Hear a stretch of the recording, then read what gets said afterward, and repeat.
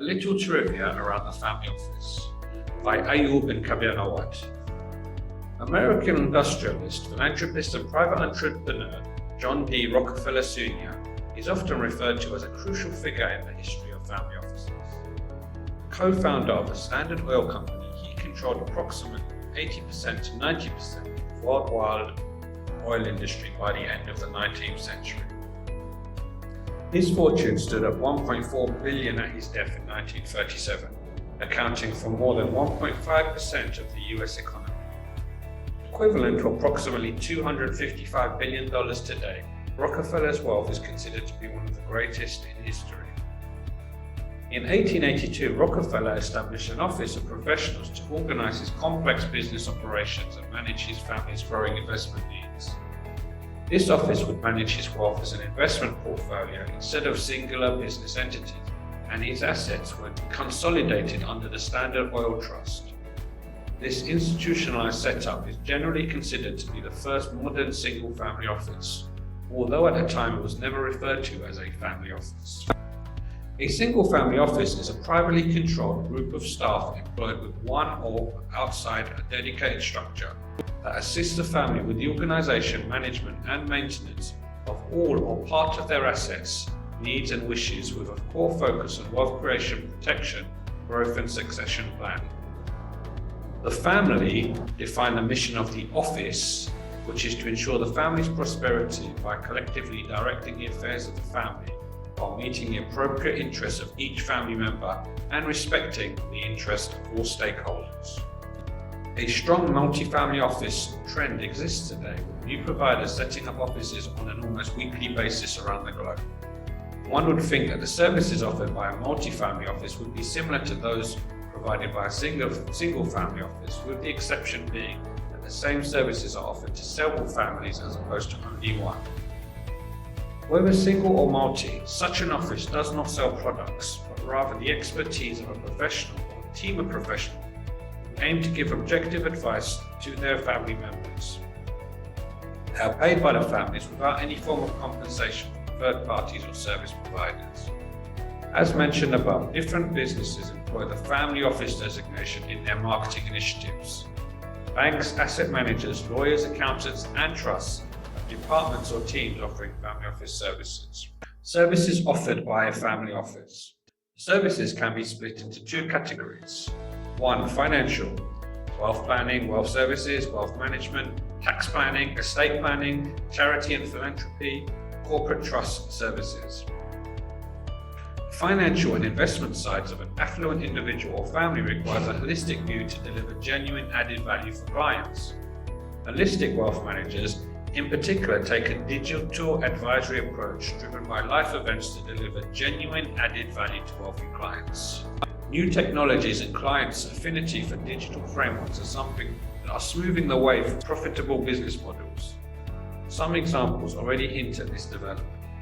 Fintech operating in this field find capital relatively quickly and can demonstrate initial success stories.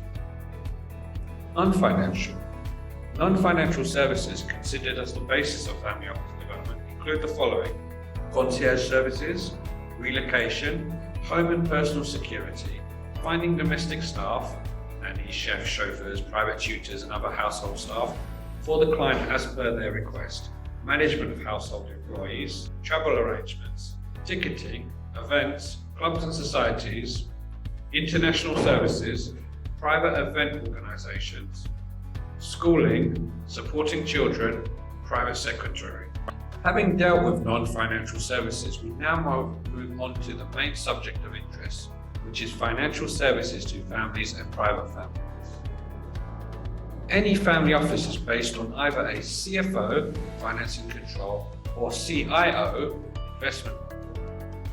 CFO model being originally what the first families wanted.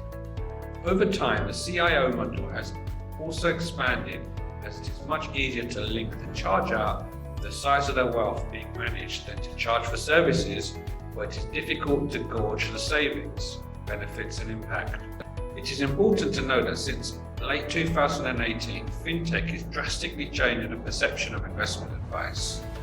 Millennials have now have now access to trading platforms and with next to no charges when investing in certain products. In fact, based on research from the CFA Institute in 2020, it was deducted that 60% of US customers are expected to use robo-advisors by 2025, and 60% of those are millennials. Those millennials are expected to control 20 trillion of assets by 2030. Setting up a private wealth and/or family office practice can be challenging. It requires a deep, profound interest and dedication to ongoing learning in an increasingly complex data world and really putting the interests of your clients before anything else. However, setting up a practice, or indeed just working in a job in wealth services, can also be incredibly rewarding and satisfying. Having practiced in the field of private banking, financial, wealth management, and accounting for over 30 years, we set up our firm in 2001. Initially, it was a standard accounting practice providing consulting and data management solutions to private banks, trusts, funds, and others. After a few months, we acquired our first major client, who was an ultra-high net worth owner of a private bank who wanted us to set up a control-driven, not investment, single-family office. Afterwards, we grew and understood what the family office world was all about and how the wealth management and private banking sectors impacted the economy and families around the world. The Private Wealth and Family Office Association has now developed into a professional body that supports and encourages professionals to explore and add to their professional expertise, a sector that many banks and large organizations exploit. It has to be the professionals of this world that protect end clients. In the article Setting Up a Private Wealth and Family Office Practice in 9 Steps, we will disclose the 9 steps or decisions we took to create a fiduciary multi-family office safeguarding assets of over 20 billion. The Swiss Association supports professionals to join, navigate and succeed in the blue ocean of family office and private wealth solutions.